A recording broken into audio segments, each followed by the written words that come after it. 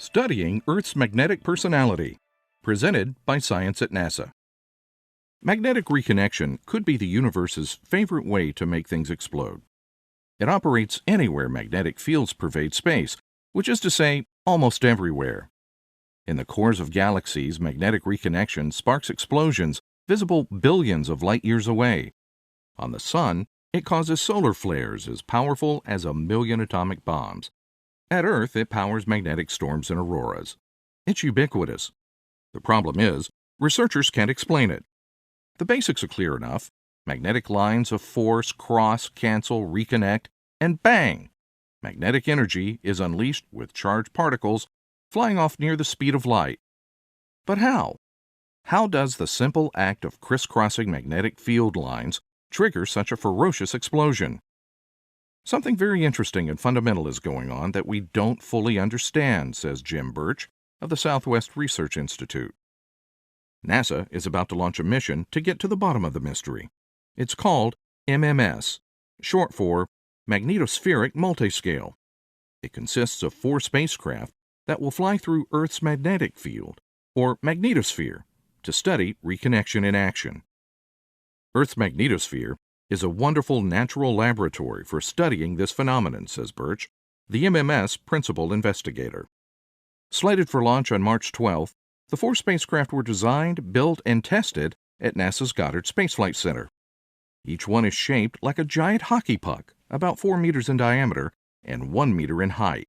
In space, however, they are much larger.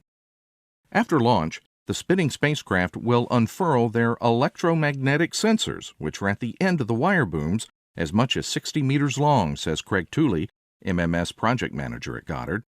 When fully extended, the sensors are as wide as a baseball field. These sprawling, spinning probes will fly in precise formation, as close as 10 kilometers apart, and are guided by GPS satellites orbiting Earth far below them. We can maintain formation with an accuracy of only 100 meters, says Tooley. This is crucial to our measurements. Any new physics, MMS observes, could help provide clean energy on Earth. For many years, researchers have looked to fusion as a clean and abundant source of energy for our planet, says Birch. One approach, magnetic confinement fusion, has yielded very promising results with devices such as tokamaks. But there have been problems keeping the plasma contained in the chamber. One of the main problems is magnetic reconnection, he continues.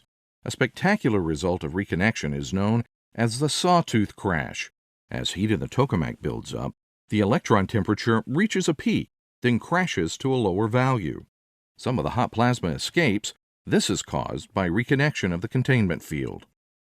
In light of this, you might suppose that fusion chambers would be a good place to study reconnection. But no, says Birch. Reconnection in tokamaks happens in a tiny volume, only a few centimeters wide. It is practically impossible to build sensors small enough to probe the reconnection zone. Earth's magnetosphere is much better. In the expansive magnetic bubble that surrounds our planet, the process plays out over volumes as large as tens of kilometers across.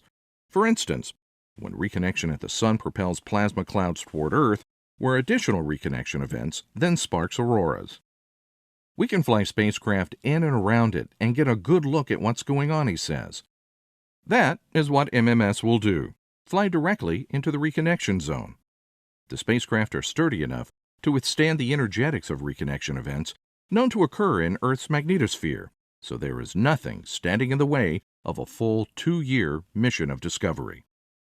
For explosive updates, stay tuned to science.nasa.gov.